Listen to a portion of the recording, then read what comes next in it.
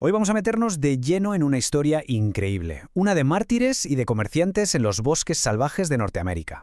Vamos a ver cómo la fe, una fe casi fanática de un grupo de misioneros, se mezcló con algo tan terrenal como la demanda de pieles de castor para poner la primera piedra de lo que hoy es una de las grandes ciudades del mundo, Montreal.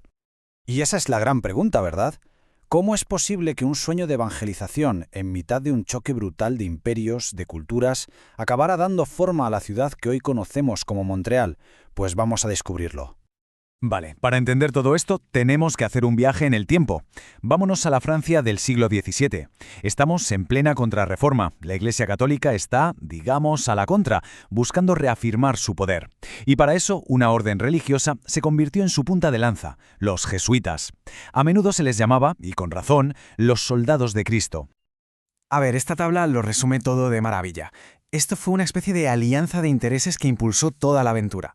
Por un lado, el Reino de Francia, que quería expandir su imperio, lógico. Por otro, la Iglesia Católica, que necesitaba frenar en seco la reforma protestante.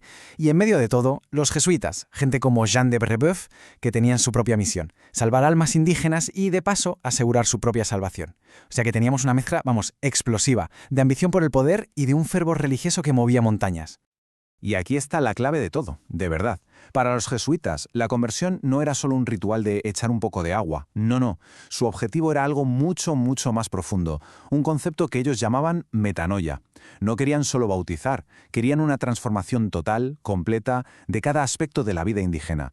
Desde sus costumbres, su estructura social, hasta su manera de entender el mundo. Era un proyecto de ingeniería social y cultural a una escala que hoy nos parece impensable. Vale, el plan era gigante.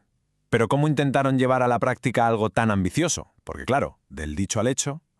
Sus métodos fueron cambiando, fueron evolucionando a medida que se daban de bruces con la realidad del nuevo mundo. Pues mira, al principio fueron listos. Se dieron cuenta de que tenían que entenderlos primero. Y ahí tienes a tipos como Brebeuf pasándose años y años aprendiendo el idioma y las costumbres de los hurones. Después intentaron montar seminarios para los niños. Pensaban que serían más fáciles de moldear. Pero claro, la idea de separar a los niños de sus familias, un desastre cultural y emocional, un fracaso rotundo. Y ese fracaso les llevó a un método mucho más duro, más coercitivo, las reducciones. Eran, básicamente, poblados aislados donde podían controlar hasta el último detalle de la vida de los conversos adultos. Un modelo que, por cierto, ya habían probado con bastante éxito en Sudamérica. Claro que nadie piense que los jesuitas llegaron a un paraíso vacío y tranquilo, ni mucho menos. Se metieron de cabeza en un avispero de alianzas, rivalidades y odios ancestrales entre las primeras naciones, y se centraron sobre todo en la Confederación Hurona. Y aquí tenemos a los dos protagonistas de esta historia, por el lado indígena. Por un lado, los hurones, agricultores más o menos sedentarios y socios comerciales de los franceses. Eran el objetivo perfecto para la misión jesuita. Y en la otra esquina, sus archienemigos, la Confederación Iroquesa, una potencia militar temible, aliados de los holandeses. O sea que los jesuitas no solo aterrizaron en un nuevo continente, es que aterrizaron justo en medio de una guerra que estaba a punto de estallar. Y claro, esta mezcla, europeos e indígenas, sumada a la guerra que ya existía, pues acabó creando la tormenta perfecta. Una que lo arrasaría absolutamente todo, el mundo de los hurones y, con él, el sueño misionero de los jesuitas. Pero el peor enemigo no llevaba arcos ni mosquetes, era invisible. Los hurones no tenían ninguna defensa contra enfermedades europeas como la viruela o la disentería. Murieron miles y miles. Pero lo peor fue el efecto psicológico. Imaginen el panorama. La gente muere por miles y los únicos que no se enferman son estos extranjeros con sus cruces. El miedo se apoderó de ellos. Empezaron a verlos no como hombres santos, sino como hechiceros que traían la muerte. La confianza, se esfumó por completo. Y lo increíble es lo rápido que pasó todo. Miren esta cronología, es de vértigo. En poco más de 15 años, todo se fue al traste.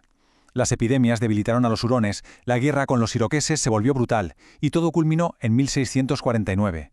Una invasión masiva de los iroqueses que destruyó la misión. El propio Jean de Brebeuf, el que lo había empezado todo, fue capturado, torturado y asesinado. Un final terrible. Al año siguiente, a los pocos supervivientes no les quedó otra que huir. Pero ojo, que el fracaso estrepitoso de la misión en el interior no fue el final del proyecto francés, ni mucho menos. Fue más bien un cambio de planes forzoso, una retirada estratégica hacia un punto mucho más fácil de defender en el río San Lorenzo. Así que, mientras todo se venía abajo en el interior, casi al mismo tiempo, otro grupo estaba plantando una nueva semilla en otro lugar. Un pequeño grupo de colonos y misioneros que fundaron un nuevo asentamiento. Ya no era una misión en territorio enemigo, sino un fuerte. Un puesto de avanzada religioso y comercial llamado Ville-Marie, el germen de lo que hoy es Montreal. Y aquí está el cambio de mentalidad. Clarísimo. Se pasó de un sueño casi idealista de transformar a toda una sociedad indígena desde dentro a algo mucho más práctico, construir una fortaleza, un bastión francés. Ville-Marie, Montreal, nació de las cenizas de la misión Hurona. Y lo hizo con un doble objetivo mucho más pragmático. Servir de base para la evangelización, sí, pero sobre todo para controlar la ruta comercial de las pieles, que al final era lo que movía el dinero. Y aunque ese imperio francés en América no duró para siempre, la huella que dejó en esos primeros años, bueno, esa huella es profundísima. Todavía se nota hoy. Y mucho. Es que solo hay que mirar Quebec hoy en día. El idioma, el francés, por supuesto. La profunda herencia católica, que se ve en todas partes, en la arquitectura, en las costumbres. Y la propia Montreal, que pasó de ser una misión perdida a una de las grandes ciudades de Norteamérica. Y cómo no, esa relación tan compleja con las primeras naciones, que sigue siendo un tema clave en la región. Todo viene de ahí. Al final, claro, llegaron los británicos en 1760 y el sueño político de una nueva Francia se acabó. El proyecto se desvaneció. Pero lo curioso es que, aunque el poder cambió de manos, los cimientos culturales que habían puesto esos misioneros, esos aguantaron. Resultaron ser increíblemente sólidos y resistentes. Y nos quedamos con esta reflexión, para darle una vuelta. La historia de Montreal es única, pero nos invita a pensar en cómo los cimientos de cualquier gran ciudad, ya sean religiosos, comerciales o bélicos, dejan una marca imborrable que perdura a través de los siglos, moldeando su carácter, su alma, de formas que a menudo ni siquiera percibimos.